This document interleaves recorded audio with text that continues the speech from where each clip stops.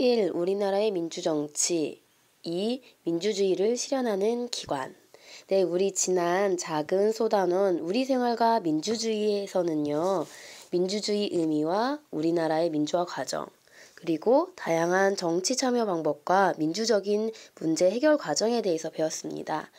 이번 단원에서는요, 지난 시간에 배웠던 민주주의, 이 민주주의를 실현하는 기관에 대해서 배우도록 하겠습니다. 우리나라의 민주주의를 실현하는 기관에는요, 대표적인 게 세 가지가 있습니다. 여러분도 잘 알듯이 국회, 그리고 정부, 그리고 법원이 있습니다. 네, 우리 이 작은 2단원에서는요, 이 세 가지의 기관에 하는 일에 대해서 배울 거예요. 자, 그럼 오늘은 어떤 내용을 공부하게 될지 같이 살펴보도록 할게요.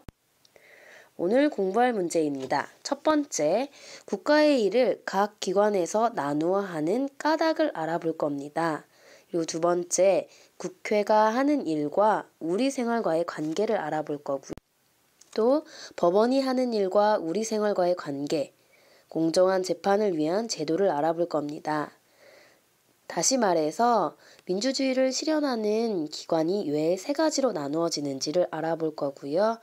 그리고 그 세 가지 기관 중에서 법원과 국회에 대해서 자세히 살펴보도록 하겠습니다. 그럼 먼저 삼권 분립입니다.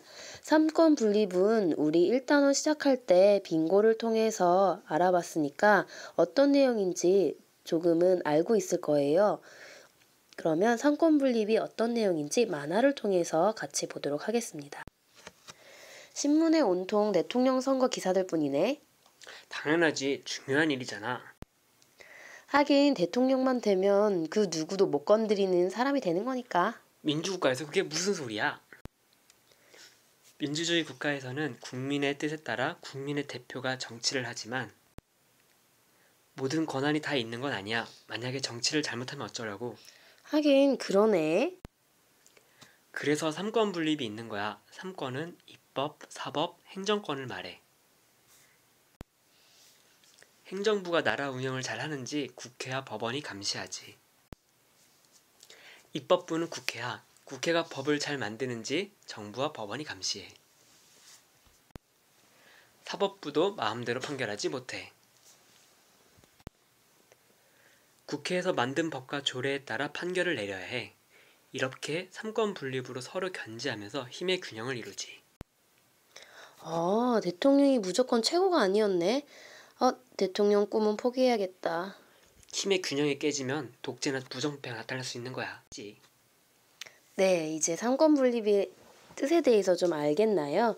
삼권 분립 뜻을요, 좀 더 간단하게 알아볼게요. 삼권 분립이란 국가 권력을 국회, 정부, 법원의 세 기관이 나누어 맡는 것입니다. 자, 그러면은 국회, 정부, 법원이 간단하게 어떤 일을 하는지 보도록 하겠습니다. 먼저 국회는요, 법을 만드는 역할을 합니다. 법을 만드는 역할을 하기 때문에 입법부라고 불리고 있습니다. 그리고 두 번째, 정부는요, 행정부를 말합니다. 행정부는요, 법에 따라 국가를 운영하는 역할을 하고 있습니다. 마지막으로 법원은요, 사법부로서 법을 적용하는 역할을 하고 있습니다.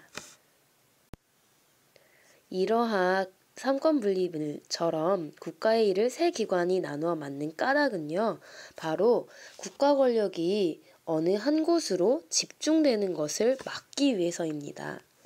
서로 견제하고 또 균형을 통해서 국민의 자유와 권리를 지키기 위한 것이니까 정말 중요한 것 중에 하나겠죠. 네, 그럼 이번에 이런 삼권 분립 중에 하나인 국회에 대해서 자세히 알아보도록 하겠습니다. 먼저 국회의 구성 및 역할에 대해서 볼게요. 국회는요, 국민의 대표인 국회의원으로 구성되어 있습니다. 이러한 국회의원들이 국민의 의견을 반영해서 여러 가지 일을 추진하고 있습니다. 국회의원은 우리 국민들의 선거를 통해서 뽑히고 있는데요. 그 까닭은 바로 모든 국민이 국가의 정책 결정에 직접 참여하기가 어렵기 때문에 국민의 뜻을 대표하는 국회의원을 선출하는 것입니다. 이런 국회의원을 선출하는 방법은요. 4년에 한 번씩 선거를 통해서 하고 있습니다. 2012년에 국회의원 선거가 있었으니까 이제 우리가 앞으로 2년 더 지나면은 2016년에 국회의원 선거가 또 있게 됩니다. 그리고 4년마다 계속 반복이 되고 있습니다. 이렇게 선거를 통해서 뽑힌 국회의원들은요, 자기네 마음대로 하는 게 아니라 의무를 가지고 있습니다. 법률이 정하는 다른 직업을요, 가질 수가 없습니다. 그리고 자신들이 가진 지위를 남용하지 말아야 합니다. 국회의원이라고 해서 자신이 할 수 있는 것들을 막 이것도 하고 저것도 하고 또 마음껏 하면 안 되겠죠. 그리고 또 국가의 이익을 우선으로 생각하여 양심에 따라 활동하고 청렴해야 합니다. 국회의원을 뽑을 때 중요하겠죠. 의무를 잘 지킬 수 있으며 국민의 의견을 잘 반영할 수 있는 사람을 뽑아야 하겠습니다. 자, 그럼 국회가 하는 일을 자세히 살펴보도록 하겠습니다. 먼저 국회는요, 법을 만드는 일을 하고 있습니다. 국민 생활에 필요한 법이 무엇인지 생각하고 이 법을 만드는 일을 하거나 고치기도 하고 아니면 별로 필요가 없다 싶은 법은 폐지하기도 합니다.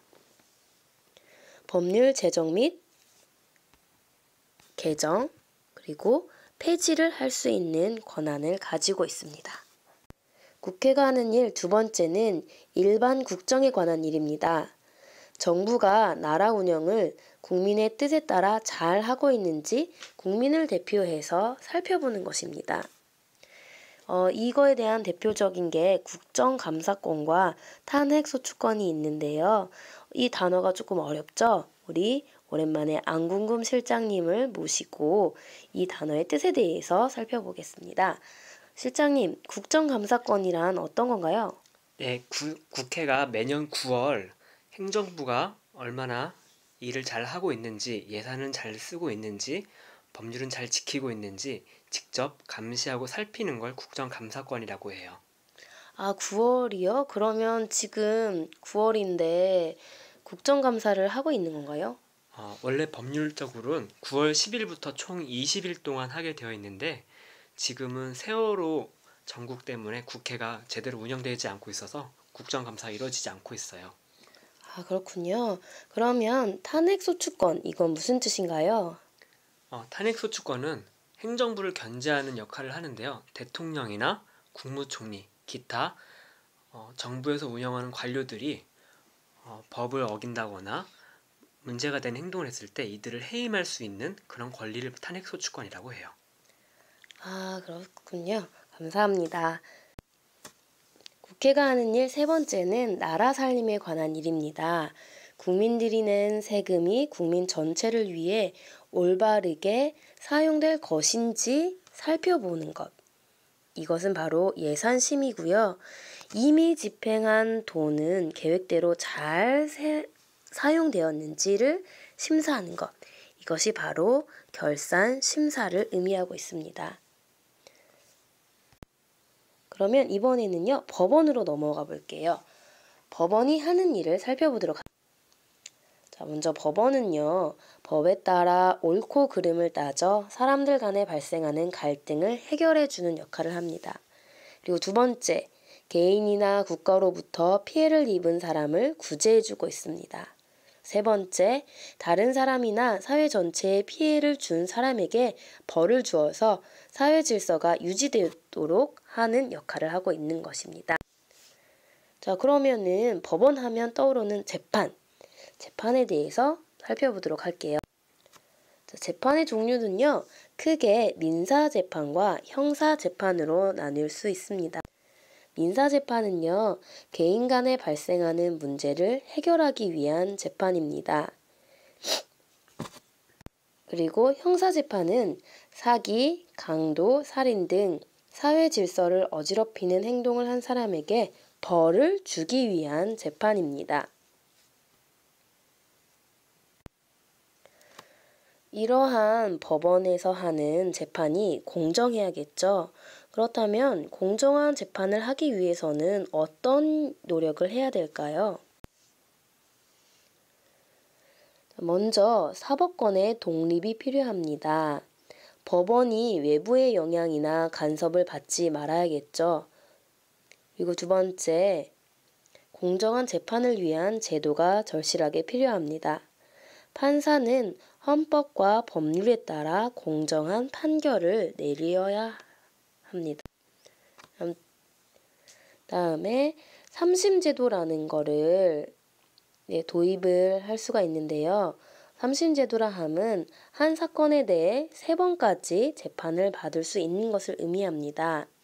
재판을 한 번 받았을 때 내가 패배했다고 해서 그냥 거기서 끝내는 게 아니라 억울하면은 2심 판결을 받을 수도 있고요. 2심을 받았음에도 이건 인정할 수 없다 하면 3심 판결까지 갈 수 있습니다. 억울한 사람이 적게 하도록 이런 3심 제도를 만들고 있는 것입니다. 1심 판결에서 인정을 하지 못하고 2심 판결로 넘어가는 것을 항소로 하고요.